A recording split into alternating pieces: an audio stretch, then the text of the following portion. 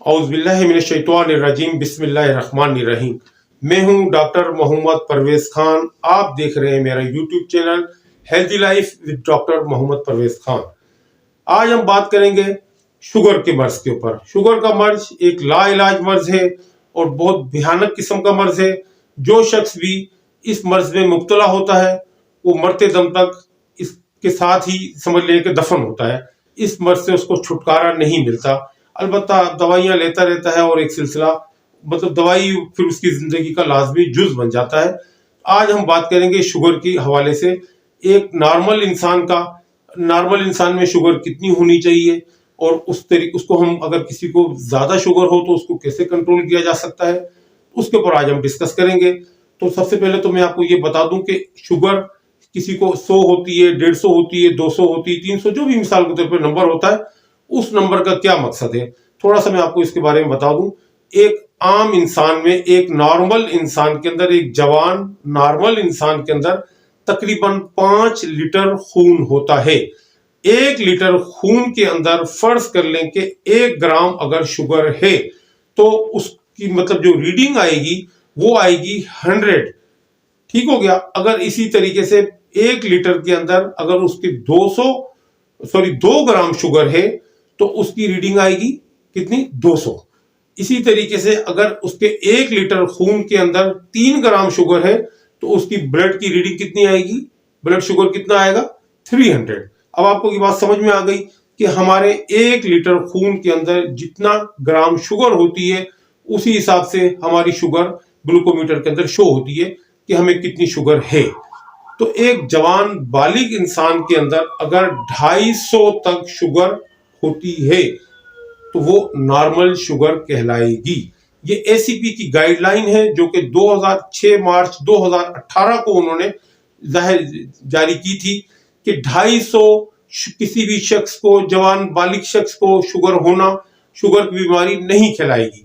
अलबत्ता ये 250 का फिगर मुस्तकिल किसी बंदे को रहे और महीनों तक रहे, यानी कि एक शख्स को 250, आज हमने चेक किया 250 उसको शुगर है और फिर हमने मुस्तकिल यानी कि अगले दिन भी 250, पूरे महीने तक, 2 महीने तक मुसलसल 250 का फिगर आता रहे तो उस बंदे को शुगर की बीमारी हो सकती है, डायबिटिक पेशेंट वो कहला सकता है। लेकिन कभी कभार 250, 300 हो जाना कोई बीमारी नहीं है। तो मकसद कहने का यह है कि आप 250 से नीचे अगर किसी बंदे को भी है शुगर तो वो शुगर का पेशेंट नहीं है। इसी तरीके से कोई बच्चा है यानी कि जो अभी बालिग नहीं हुआ है, उसकी उम्र यानी कि ग्रोथ के अंदर है, यानी बढ़ रहा है, यानी कि जब तक बालिग नहीं होता, जवान नहीं होता, जब तक उसका कद वगैरह बढ़ रहा होता है ना, उसको अगर ये शुगर है वो 200 अगर शुगर है तो वो नॉर्मल कहलाएगी।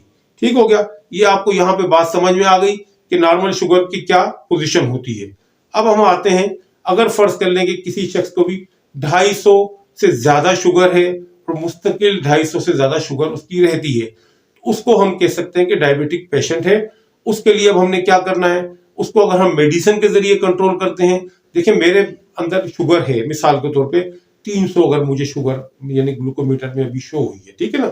अगर मैं मेडिसिन लेता हूं, मेडिसिन लेने के बाद अगर मेरी शुगर फिर कम हो जाती है यानी कि 300 से कम होकर 150 हो गई, अब वो 150 होने का मतलब है कि जो 150 शुगर कम हुई है वो शुगर कहाँ गई, वो शुगर मेरे ब्लड से निकलकर मेरी बॉडी के अंदर ही कहीं मौजूद है ना, वो बाहर तो नहीं निकल गई। एक्चुअली कि फिगर यानी कि एक नंबर कम हुआ है, यानी 300 से नंबर कम होके 150 पर आ गया या 100 पर आ गया या 125 पर आ गया या 200 पर आ गया। ब्लड के अंदर से शुगर निकलकर कहां गई, बॉडी में ही कहीं जाकर डिपॉजिट हो गई है। ठीक हो गया। यानी कि हमारी बॉडी से वो शुगर बाहर नहीं निकली है, शुगर हमारी बॉडी के अंदर ही मौजूद है, लेकिन वो शुगर ब्लड से निकलकर हमारी किडनी में स्टोर हो गई है, हमारे लिवर में स्टोर हो गई है, हमारी आंखों में स्टोर हो गई, हमारी जिल्द में, हमारे पेट में, कहीं पर भी किसी भी ऑर्गन में जाकर वो शुगर हमारी डिपॉजिट हो जाती है। ठीक हो गया। अब हम आगे बढ़ते हैं। अब देखें, अब हम मुसलसल मिसाल के तौर पे मेडिसिन के जरिए अपनी शुगर को कम करने की कोशिश करते हैं। जैसे कि फर्ज करें कि हम मुस्तकिल 250 से ऊपर अगर शुगर होती है और मैं मेडिसिन ले रहा हूँ, इंसुलिन ले रहा हूँ या कोई टेबलेट्स वगैरह के जरिए उस शुगर को कम करके यानी कि मैं नॉर्मल ले आता हूँ, जो कि मुझे ग्लूकोमीटर में शो होता है कि जी मेरी 120 है या 100 है या 110 है, जो भी मिसाल उधर पे नॉर्मल हो जाती है, मैं मुतमईन हो जाता हूँ। लेकिन मुझे मेडिसिन के जरिए जब शुगर कम कर रहा हूँ तो मेरी शुगर कहाँ है, वो मेरी बॉडी के अंदर ही कहीं ना कहीं स्टोर हो रही है। और वो मुस्तकिल, यानी कि फर्ज कर लें कि वो अगर शुगर निकल कर मेरी आर्टरीज के अंदर अगर जमा हो रही है तो क्या होगा कि मुझे ब्लड प्रेशर की बीमारी लग जाएगी। अगर वो मेरी किडनी के अंदर जाके जमा हो रही है तो मुझे कुछ अरसे के बाद किडनी का प्रॉब्लम हो जाएगा। वो अगर मेरे ज्वाइंट्स के अंदर अगर जाके जमा हो रही है तो मुझे आर्थराइट्स का मसला शुरू हो जाएगा। इसी तरीके से यानी जिस आर्गन में भी जाकर वो शुगर डिपॉजिट होगी वो आर्गन कुछ अरसे के बाद बीमार हो जाएगा या वहां पर प्रॉब्लम शुरू हो जाएगी। अब इस मसले का हल तो ये है कि हम इस शुगर को कंट्रोल कैसे करें, यानी कि हमारे जिस्म से ये जो शुगर का मसला है ये खत्म हो जाए तो या कंट्रोल हो जाए। तो उसका तरीक़ेकार है, वही मैंने पहली वीडियो के अंदर भी बताया था कि शुगर की बीमारी कोई बीमारी नहीं है, ये लाइफ स्टाइल डिजीज है। यानी हम अपना रहने सहने का अगर तरीक़ेकार तब्दील कर लेंगे तो ये शुगर की बीमारी हमें होगी ही नहीं। यानी कि फर्ज कर लें कि अभी मैं कोई चीज खा लेता हूँ मीठी और उसके बाद में लेटा रहता हूँ तो मेरी बॉडी के अंदर शुगर तो चली गई ना, अब मैंने उसको यूज नहीं किया। शुगर समझ लें ग्लूकोज जो है हमें एनर्जी देती है, हमें काम करने की ताकत देती है। अगर हम उसको खाकर कोई काम नहीं करेंगे तो वो शुगर हमारे ब्लड के अंदर ही सर्कुलेट होती रहेगी। अगर हम उस शुगर को यूटिलाइज कर लें, यानी हम काम कर लें, मेहनत का काम कर लें, मुशक्कत का काम कर लें, इवन अगर हम वॉक भी कर लें तो वो शुगर जो है क्या होगा, इस्तेमाल हो जाएगी। हमारे ब्लड के अंदर से वो शुगर ऑटोमेटिकली इस्तेमाल होकर खत्म हो जाएगी। अगर हम कोई काम नहीं करेंगे तो वो जाहिर सी बात है अंदर ही रहेगी ना। अगर हम काम करेंगे तो वो हमारे एनर्जी के तौर पर यूज हो जाती है। तो मकसद ये है कि अगर हम अपना लाइफ स्टाइल सही कर लें, पहली चीज तो ये कि हम ऐसी चीजें इस्तेमाल ही ना करें जिससे कि डायरेक्ट शुगर हमारे ब्लड के अंदर शामिल हो जाए। हम ऐसे खाने इस्तेमाल करें कि जैसे कि बहुत सारी चीजें ऐसी हैं जो हम इस्तेमाल करेंगे तो जो आहिस्ता आहिस्ता शुगर को हमारी ब्लड के अंदर रिलीज करती हैं। यानी कि जैसे थोड़ा थोड़ा हम काम भी करते रहते हैं वैसे वैसे हमें एनर्जी भी मिलती रहती है।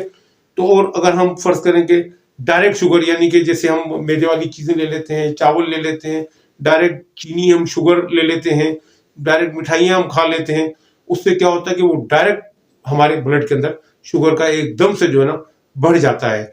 अब उससे क्या होता है कि इंसुलिन आ जाती है एकदम से। फिर इंसुलिन क्या करती है कि उस शुगर को उठाकर डिपॉजिट कर देती है हमारी, यानी कि एक नॉर्मल इंसान की बात कर रहा हूँ, इंसुलिन जिसमें बनती है वो शुगर को ब्लड से निकाल कर स्टोर कर लेती है। हमारे पेट के ऊपर चर्बी जमना शुरू हो जाती है, हम मोटापे का शिकार हो जाते हैं। तो मकसद कहने का ये है कि शुगर आप यानी कि ऐसी चीजें अगर इस्तेमाल कर रहे हैं जिसमें शुगर या ग्लूकोज बहुत ज्यादा है तो काइंडली उसके साथ फिर वर्कआउट भी आप करें। और अगर आप वर्कआउट नहीं करते तो फिर आप कोशिश करें कि ऐसी चीजें लें कि जिससे डायरेक्ट आपको बहुत ज्यादा शुगर ना मिल जाए, आपको डायरेक्ट ग्लूकोज ना मिल जाए एकदम से। उससे क्या होगा कि इंसुलिन नहीं आएगी। जाहिर आप शुगर वाली चीजें लेंगे तो इंसुलिन आएगी। इंसुलिन का काम है कि उसने शुगर को फौरी तौर पर आपके सेल्स को पहुंचाना है। अब सेल्स ऑलरेडी लबरेज हैं, उनको जरूरत ही नहीं है, तो वो क्या करेंगे, तो वो फिर जाहिर सी बात है कि उसको उठा के उसने फैट में कन्वर्ट करके डिपॉजिट कर देना है। तो मकसद ये तो नॉर्मल इंसान की बात है।